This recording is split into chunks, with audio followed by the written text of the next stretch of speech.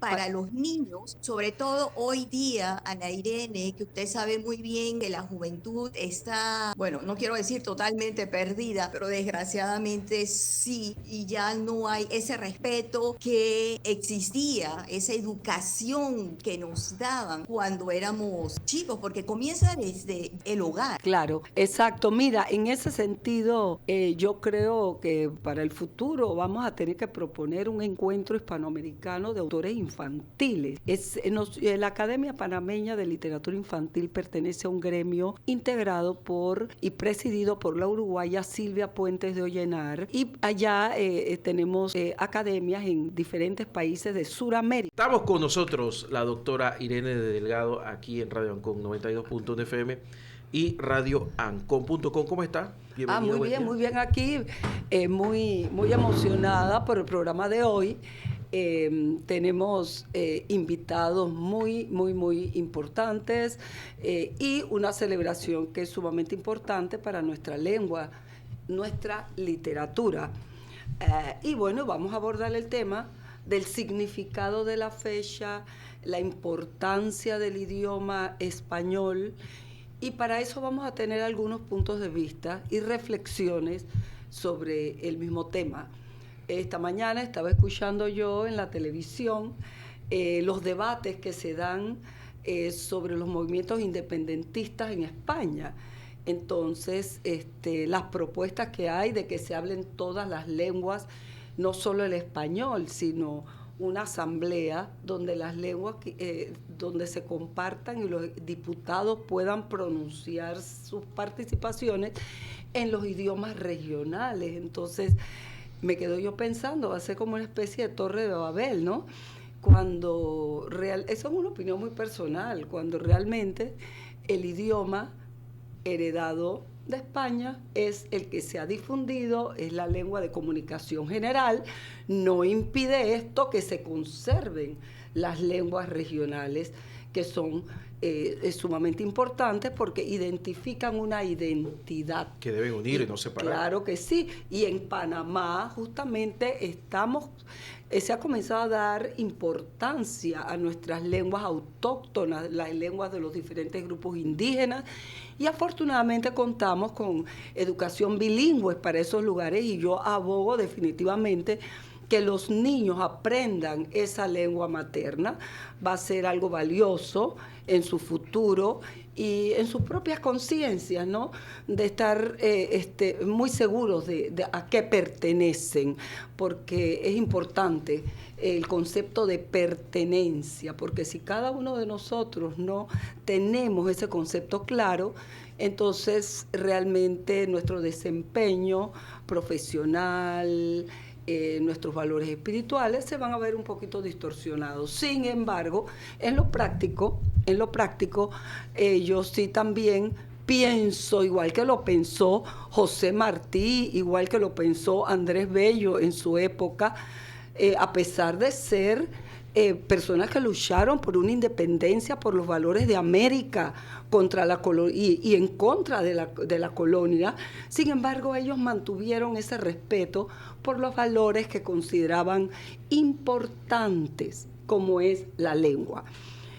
Vamos a seguir dialogando sobre este tema y, por supuesto, para celebrar un poco el 12 de octubre, ¿no?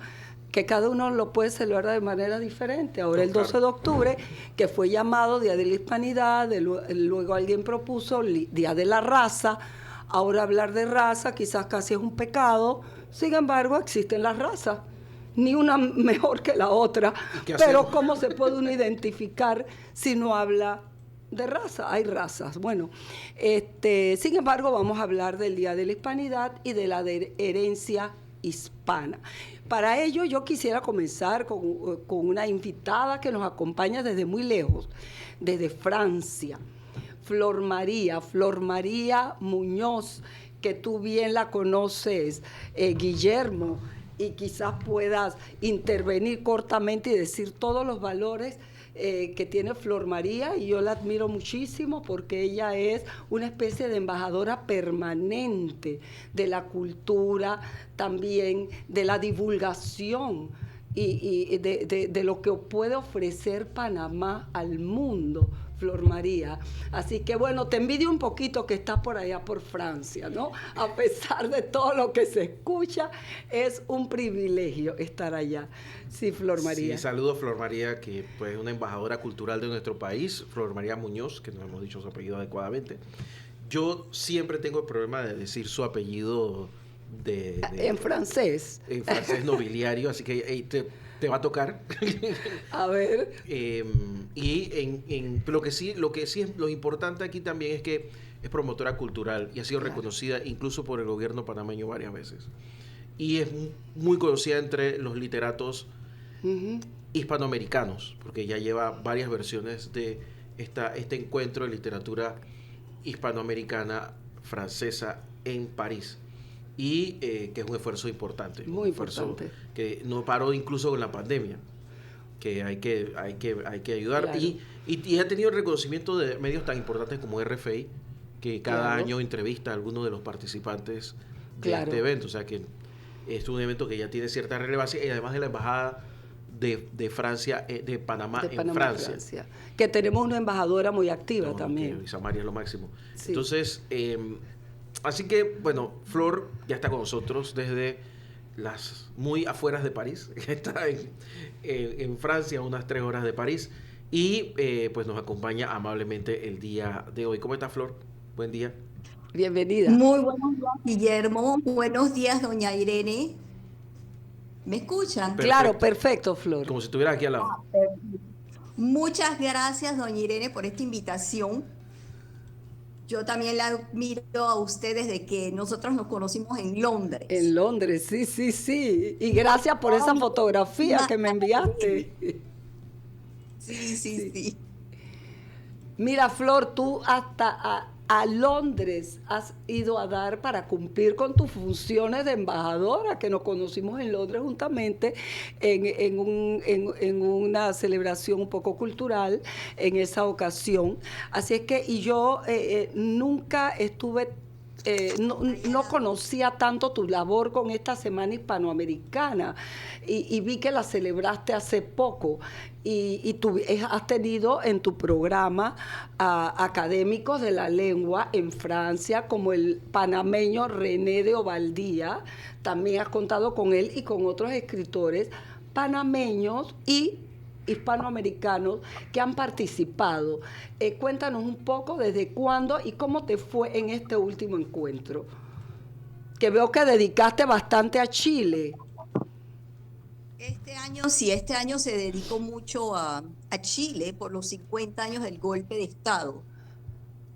Cada año tratamos de tener un país homenajeado. En el 2021 fue Panamá. Y el Ministerio de Cultura de Panamá nos envió a Jaico Jiménez para representar a Panamá. Este evento ya lo vengo presentando desde 2017 y está actualmente ya desde el 2020 en el Instituto Cervantes, lo que para mí es un gran éxito el tenerlo allí.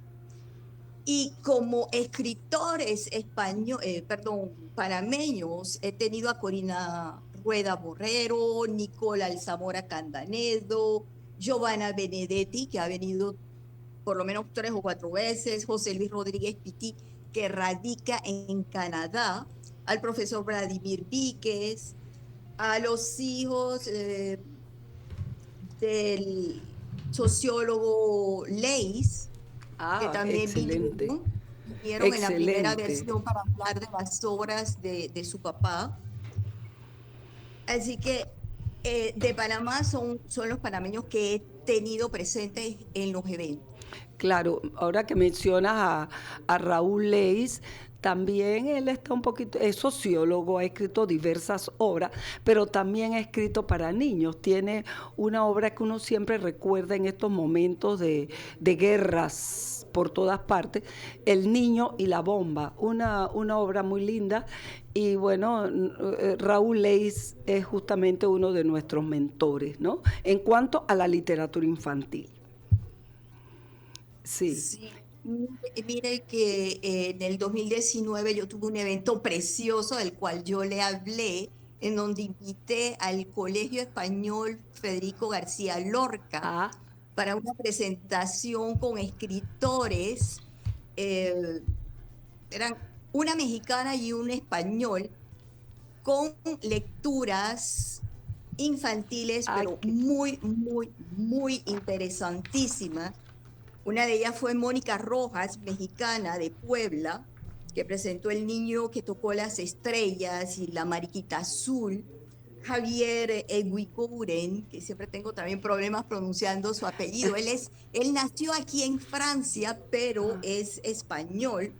Él presentó dos libros, Panamá cuenta mis dibujos y Marta dibuja mis cuentos, ujú. que trata sobre el compañerismo, la amistad, el cuidado del medio ambiente, el no maltrato a los animales, no al acoso escolar.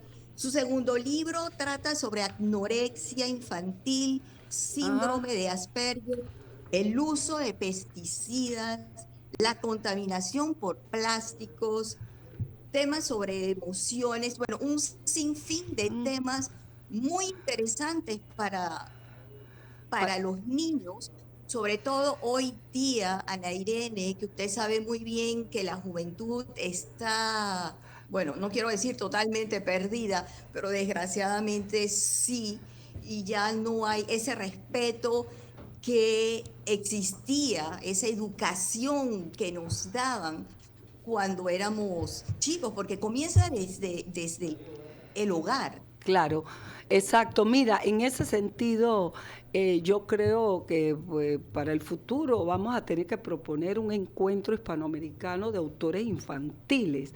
La Academia Panameña de Literatura Infantil pertenece a un gremio integrado por y presidido por la uruguaya Silvia Puentes de Ollenar. Y allá tenemos academias en diferentes países de Sudamérica.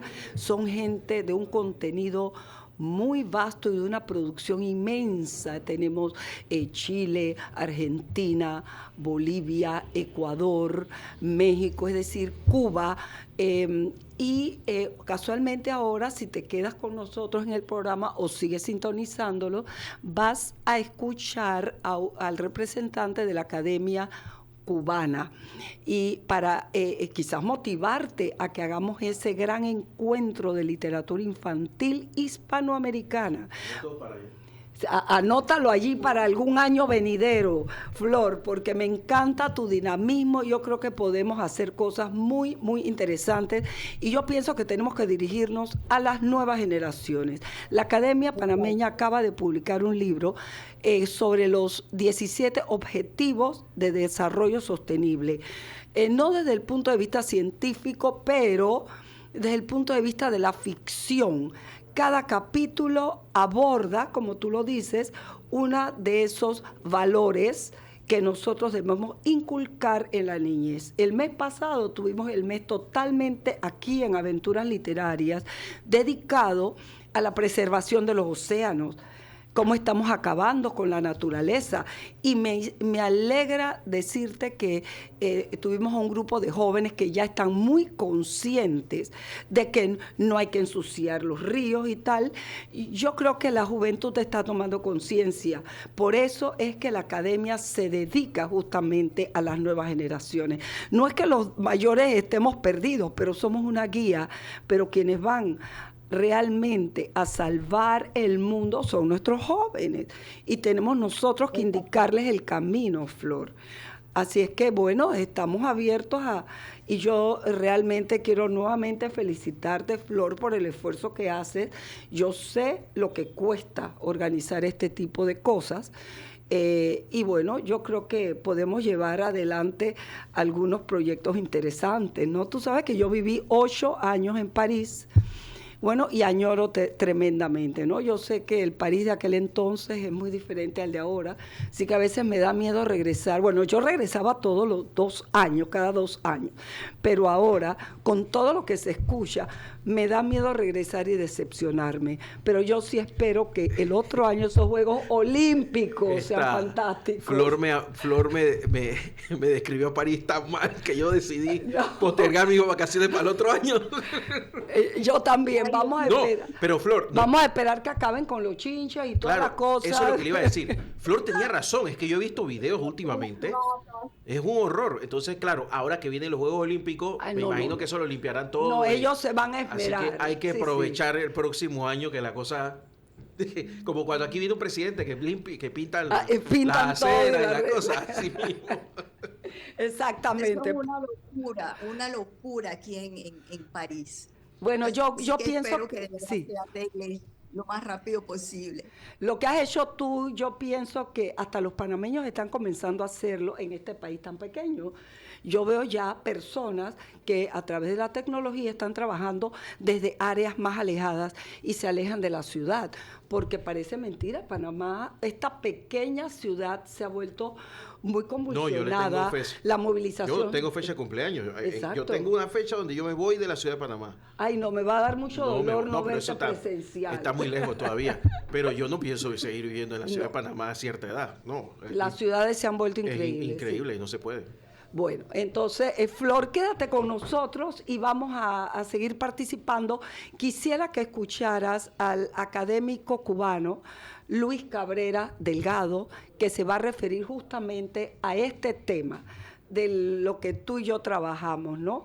Trabajar por el idioma, por la literatura, en este caso la literatura infantil. Así que vamos a escuchar, vamos a escuchar a Luis Cabrera. Vamos a escuchar, DJ Reish, vamos a escuchar el primer audio antes de irnos a la pausa. Y después de la pausa vamos a escuchar los otros dos. Sí, exacto. Y interviniendo aquí con Flor. Con Flor, así que vamos a escucharlo a nuestro buen invitado y regresamos. Buenos días. Gracias, Irene, por invitarme otra vez a tu programa. Bueno, mis saludos para los colegas que hoy me acompañan en este espacio, al equipo de realización y a todos los oyentes que nos sintonizan. El tema que nos convoca es el de la herencia hispana. Supongo que hayan escogido este asunto teniendo en cuenta que el cercano 12 de octubre marca un aniversario más de la llegada de Cristóbal Colón a las islas del Caribe. Punto de entrada e inicio de la invasión europea a nuestras tierras. La usurpación del territorio americano y la posterior colonización española trajo efectos desastrosos para nuestros pueblos autóctonos. Para referirse a ellos, mal se acostumbra a decir pueblos aborígenes. Y dicho así, me parece que hay una desvalorización de las culturas que aquí existían, pues debemos pensar en el grado de desarrollo alcanzado principalmente por las civilizaciones incas y aztecas. Eran extraordinarios sus conocimientos de astronomía, de agricultura, de arquitectura, en fin, eran pueblos con un nivel científico y cultural elevado.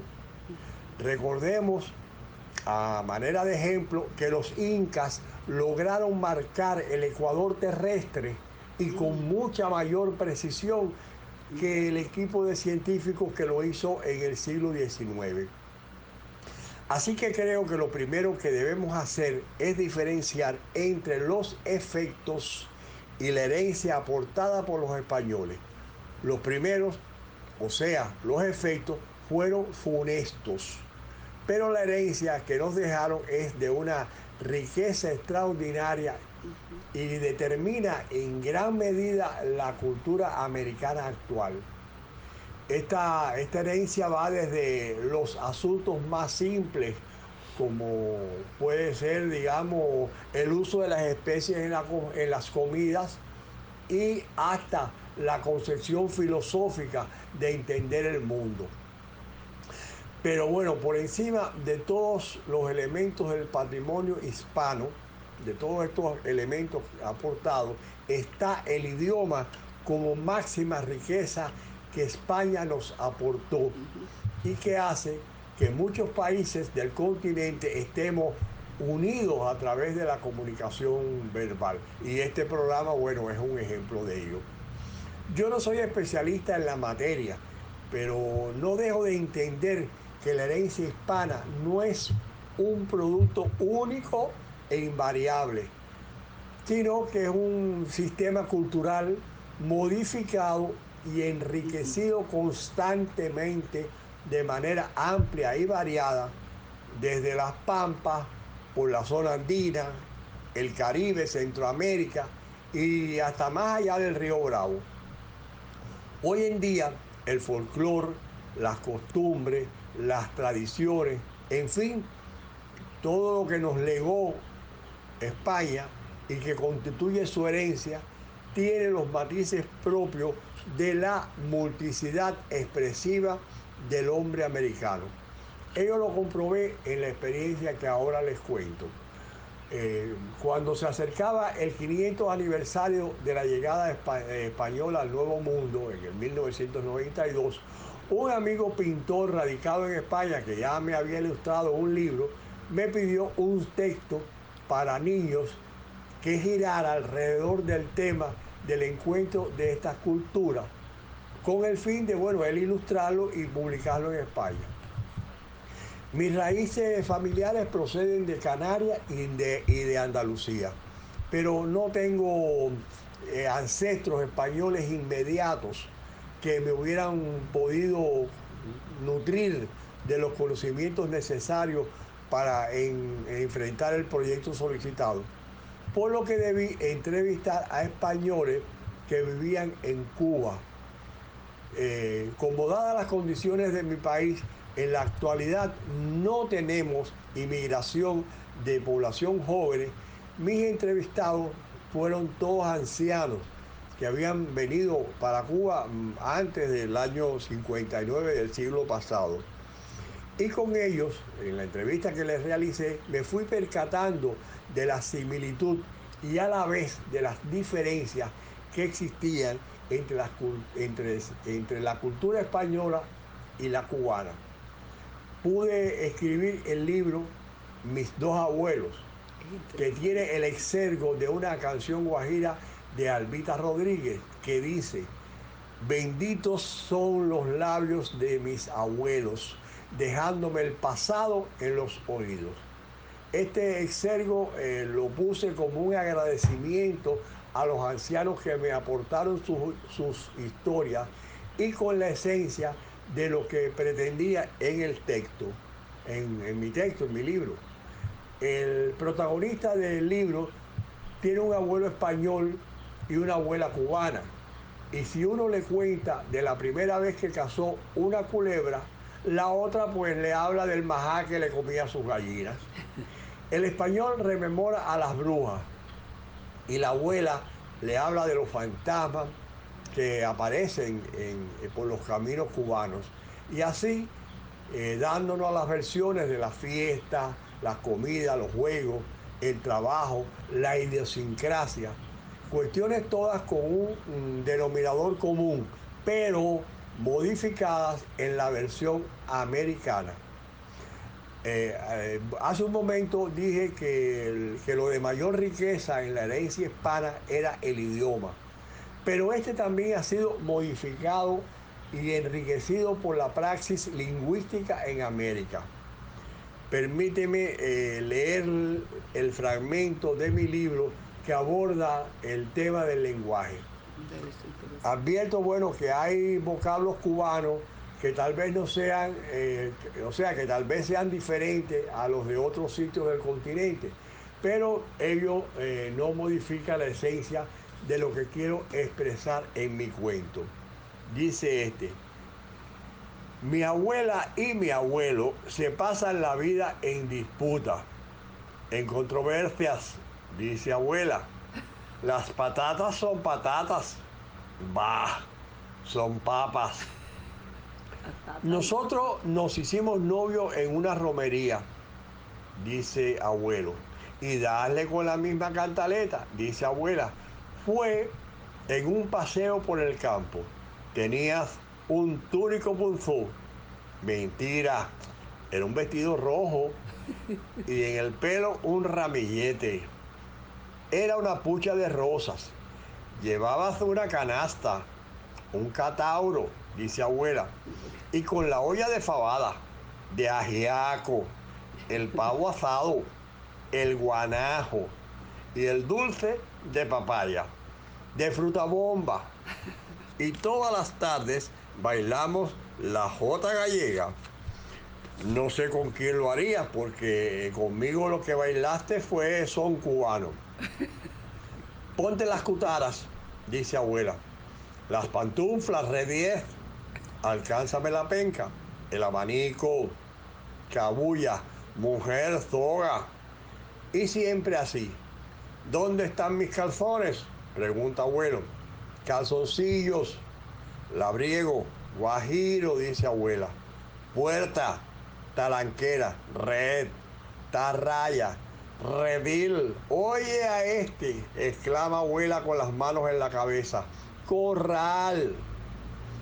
Y por las noches, antes de dormir, yo le pregunto, abuelo, ¿cómo se dice beso en España? Así me lo da y me arropa con la frazada. Con la colcha, dice abuela. Bueno, espero que les haya gustado de mi intervención y este fragmento de mi libro. Y bueno, también espero poder estar en otro próximo programa que me inviten para conversar, hablar de algún otro tema. Muchas gracias y hasta luego. Ay, gracias. Vamos a la pausa para comentar. Vamos a la pausa y regresamos aquí en las aventuras literarias de la Academia de Literatura Infantil y Juvenil en la mañana con Radio Anchor. Yo soy Guillermo Ruiz, estoy en compañía de la doctora Irene Delgado, presidenta de la Academia Panameña de Literatura Infantil y Juvenil. Y tenemos invitada de lujo, doctora. Muy de lujo. Flor Aquí María tenemos Muñoz a Flor María Muñoz. Acabamos desde de Francia. escuchar desde Francia y acabamos una defensora del idioma y la literatura hispanoamericana a través del festival que ella dirige todos los años de literatura hispanoamericana en París, justamente dando a conocer nuestros valores hispanoamericanos, y de eso tratamos hoy, celebrando un poco el 12 de octubre, ¿no? El Día de la Hispanidad y la herencia española, que como bien lo explicó Luis Cabrera, tiene varias aristas, ¿no? Heredamos de los españoles folclore, heredamos gastronomía, heredamos costumbres, bueno, y sobre todo lo relacionado a la lengua. Pero esto hay que agregarle, como bien lo dijo él y lo ejemplificó con su obra Mis dos abuelos, ese encuentro de las dos culturas. Cuando llegan los españoles ya existía en muchos países una cultura llamada aborigen muy desarrollada, en algunos casos, en otros casos menos, y como él lo explicará en próxima intervención, llegan un grupo de conquistadores que tampoco traían un gran bagaje cultural, pero traían la lengua. Y esta conjunción de elementos, lo que se encontró, lo que trajeron, porque también trajeron los esclavos negros, que ellos aportaron también un elemento cultural importante. Entonces, entre lo aborigen que se encuentra, el elemento negro y lo que ellos aportan como costumbre, que por supuesto, por su autoridad colonial, fueron la cultura dominante, ¿no? Y hasta cierto punto opacaron un poco ya lo que había aquí de nuestras culturas autóctonas y también los negros. Por ejemplo, tenemos el ejemplo de los negros esclavos en nuestro país, que en sus rebeliones desembocan en lo que conocemos como cimarrones. Entonces está la cultura Congo, que está desarrollada o se desarrolló en varios puntos de nuestro país. y que aportan un elemento importante para Panamá. Y en ese sentido, yo pienso que Panamá es muy caribe en nuestra manera de ser, en nuestro aspecto también de la mayor parte de la población, donde hay una mezcla de razas, y tenemos que hablar, una mezcla de razas, porque es así. Y que ya ese tema lo tocamos en anteriores programas, pero ahora con relación a la lengua, el ejemplo que Luis Cabrera nos acaba de aportar, de ese diálogo de dos abuelos, un español y una cubana, cómo cambian las palabras. Y entonces eso es así, y las palabras en Panamá, muchas de ellas, de las que se utilizó en ese cuento, no las reconocemos en Panamá. Porque nosotros, bueno, pues cuando él dice el ajiaco, nosotros que le llamamos sancocho. Ahora decimos arepa porque tenemos muchos inmigrantes venezolanos y colombianos, pero nosotros, lo nuestro es la tortilla. Así es que de alguna manera pienso yo que a través de la literatura, cada país, cada región conserva lo propio. Claro que hay una especie de sincretismo, de mezcla, porque bueno, estamos abocándonos a un mundo globalizado donde todos los hispanoamericanos compartimos, vamos cambiando los términos porque el idioma es un ser vivo, es decir, evoluciona, cambia. Pero sí los panameños, yo recuerdo, y aquí yo quería hablar de Dora Pérez de Zárate, una gran antropóloga, escritora, especialista en literatura, especialista en lengua y gran defensora de nuestro folclore. Folclore en todo sentido, ¿no? Y el nombre de ella y de su esposo, Manuel Pérez de Zárate, se ha dado a festivales de folclore que se celebran en la provincia de Los Santos, ¿no?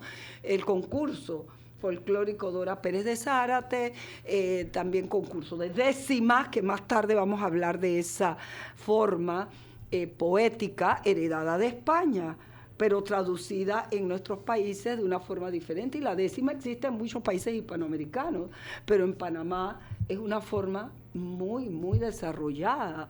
Entonces, Dora Pérez de Zárate,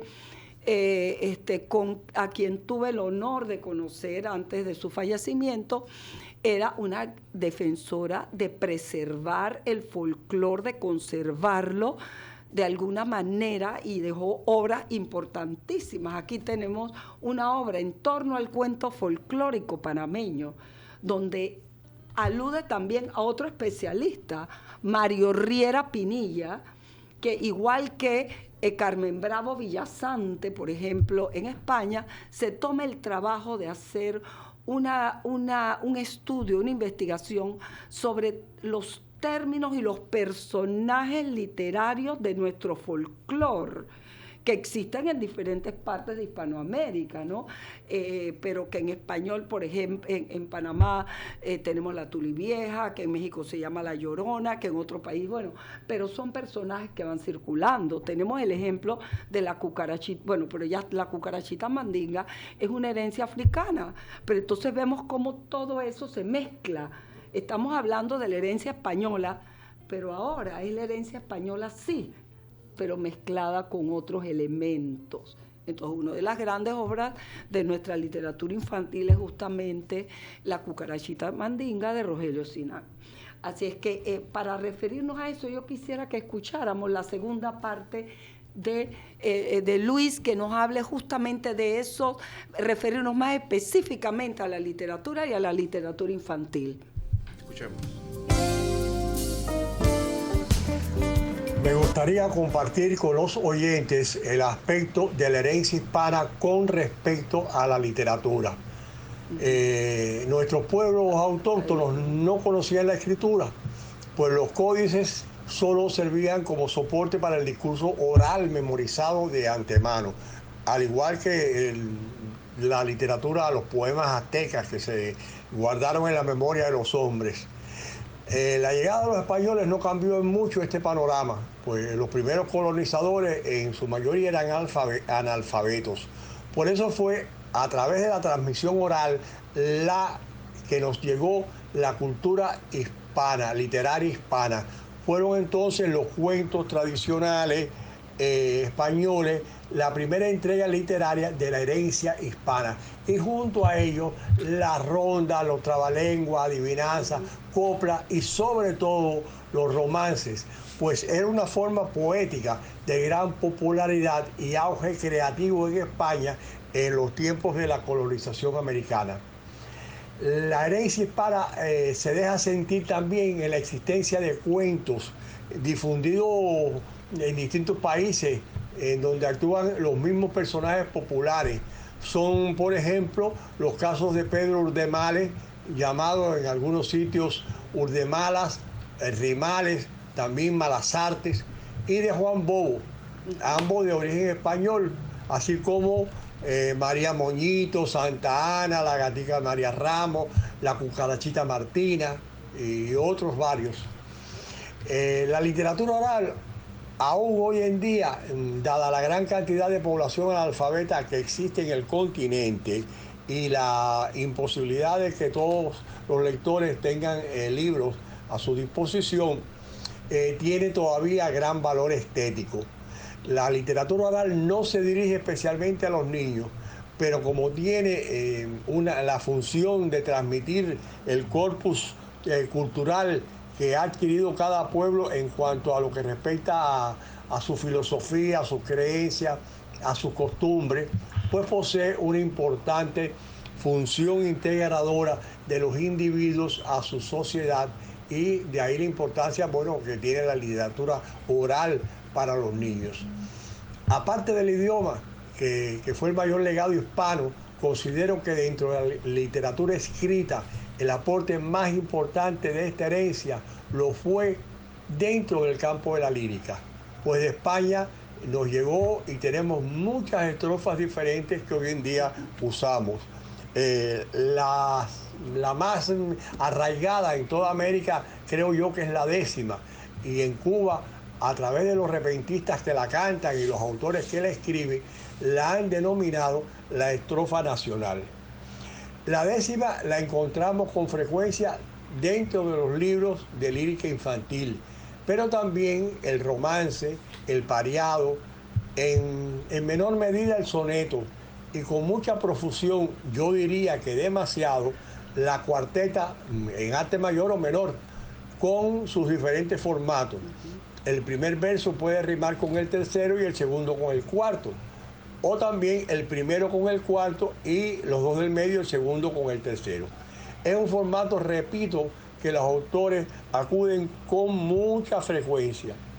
Pero en 1974, en Cuba, Mirta Aguirre, una profesora de la Universidad de La Habana, publicó un libro que se llama Juegos y otros poemas. Libro que, sin proponérselo, se convirtió en una guía para el quehacer expresivo de los autores que se dedican a la poesía para la niñez, porque la autora rescató estrofas antiguas españolas caídas en el olvido, que prácticamente ya no se usaban. Así, en su libro podemos encontrar el romance viejo, el lit, el perqué, el ségel y el cosante. Y con la lectura de un cosante de este libro voy a terminar mi intervención por el día de hoy. Se llama el poema Cosante y dice así: la liebre pretende tener ojos verdes como las aguas del mar, de los ojos verdes que el cocuyo enciende como las aguas del mar, que el cocuyo enciende de noche en el césped como las aguas del mar, de noche en el césped, verde, verde, verde, como las aguas del mar. Bueno, muchas gracias. Ay, Luis, como siempre, maravilloso. Pues quiero decir que Luis Cabrera Delgado es un pozo de sabiduría y de conocimientos, un gran especialista en literatura infantil, no solo de Cuba, sino de todo el continente. Tiene, yo creo que más de 40 libros publicados. Wow. Sí, realmente es un académico de primera categoría. Cuando ha contribuido con la academia en algunas antologías, realmente hay que ponerse muy serio, porque Luis Cabrera es sumamente exigente con el uso del lenguaje, con la forma. Tuvimos el honor de recibirlo aquí y nos hace algunos años ya, y nos organizó un seminario para profesores y maestros que fue fabuloso, donde enseñó a hacer una reseña de manera seria. Insiste muchísimo en que tenemos nosotros que desarrollar más la crítica literaria. Aquí también les vamos a compartir una antología que él dirigió de reseñas sobre los 5 libros destacados de cada uno de nuestros países. Panamá también hizo su tarea, así es que él prologó todo el libro. Se habla mucho de que la inteligencia artificial va a suplantar muchas cosas, y le cuento que no funciona así. Por ejemplo, el ChatGPT es famoso. Si yo quiero hacer un prólogo como él, tendría que decirle al ChatGPT: ¿tú conoces a Luis? Yo quiero, me dice sí, ok. ¿Tienes sus obras literarias? Sí. Bueno, yo quiero un prólogo como si lo hubiera hecho él. Terrible. Ahí sale, pero ahí sale basado en sus obras pasadas. Pero si su pensamiento ha variado o está incursionando en algún otro tipo de pensamiento, queda desfasada el famoso inteligencia artificial.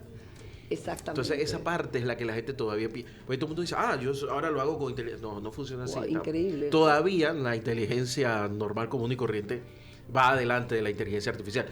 Nos ayuda a cosas básicas, eso sí. Afortunadamente. Entonces yo creo que el campo de la literatura es tan vasto porque depende de la inteligencia de los seres humanos. Exacto. Que va a ser inacabable y no va a haber inteligencia artificial que lo alcance. Afortunadamente ya la academia se adelantó antes que la inteligencia artificial nos copie todo. Justamente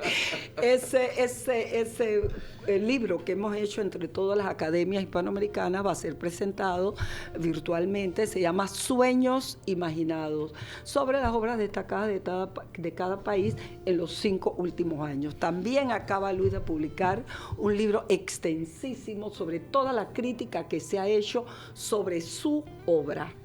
No sé si le parece que escuchemos el último audio. No, yo quisiera, la última parte de Luis es interesante, pero Luis mencionó la décima, y aquí de Chamartín tenemos un ejemplo de décima.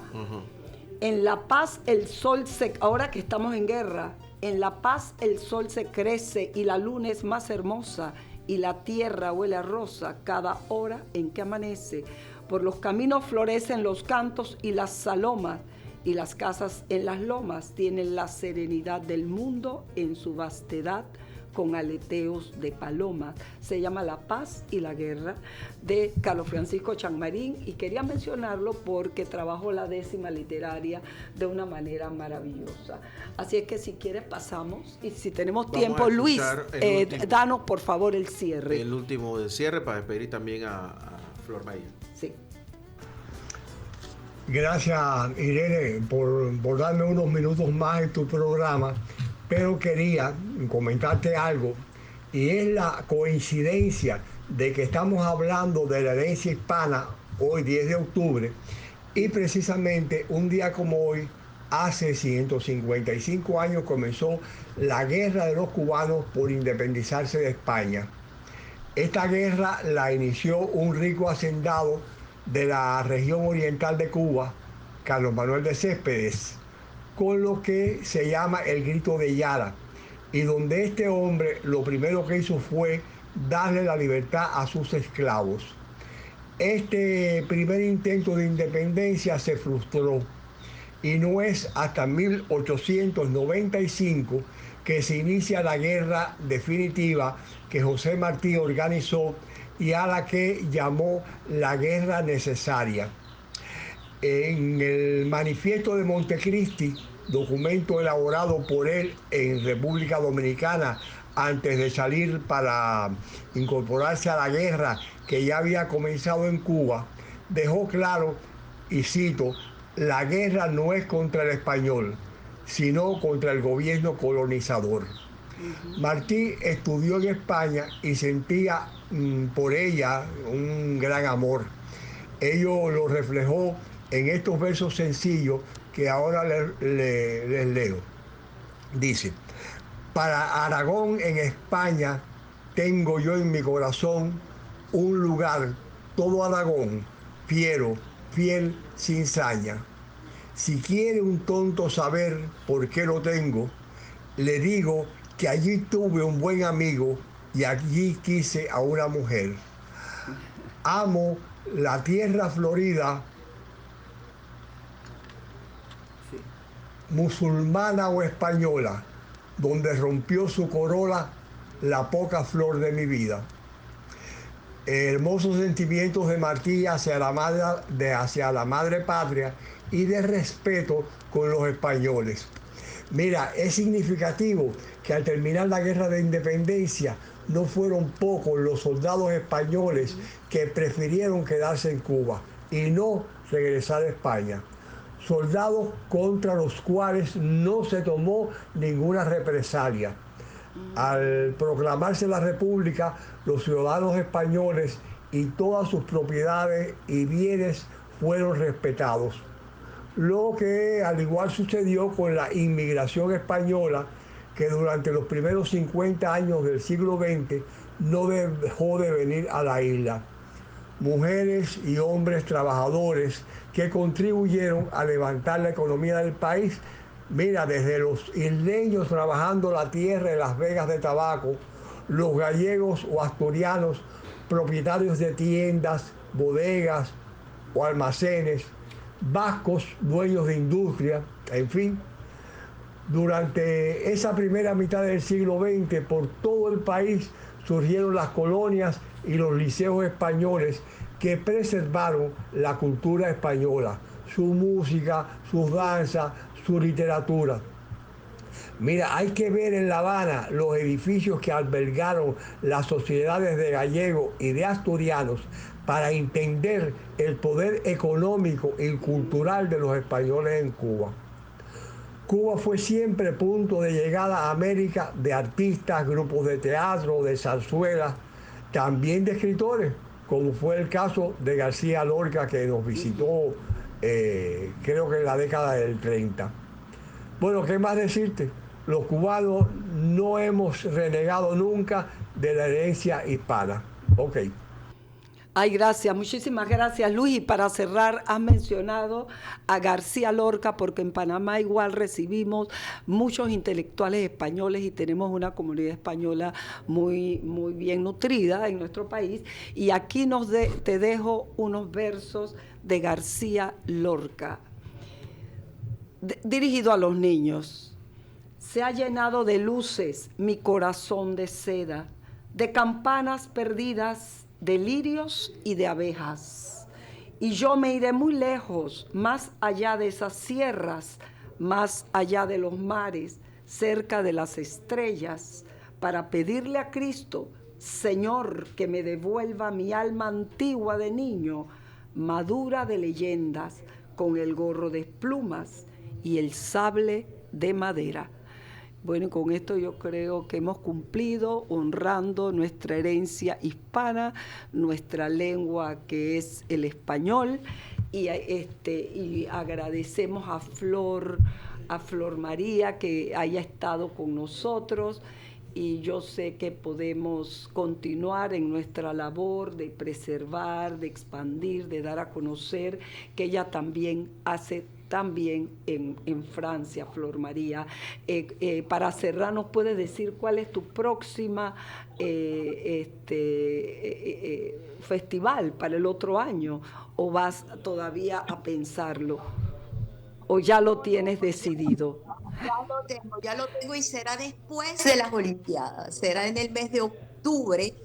Creo que estaremos mucho más tranquilos. Yo quería también mencionar a alguien muy importante en la literatura infantil en Bolivia, que era Rosa Fernández de Carrasco, y su biografía fue presentada por el embajador, su hijo, Carlos Antonio Carrasco, que ha participado varias veces en el encuentro de literatura infantil. Me ha encantado la presentación de Luis Cabrera, es interesantísima, y de hecho me gustaría hablar con usted más adelante, en privado por supuesto, porque es muy interesante esta literatura infantil y la influencia de los españoles. Creo que ese sería un excelente tema en el encuentro de Perfecto, literatura. Flor, estamos a la orden. Y ahora que hablaste de Bolivia, las bolivianas en la academia son escritoras muy, muy activas y podemos hacer grandes cosas entre todos.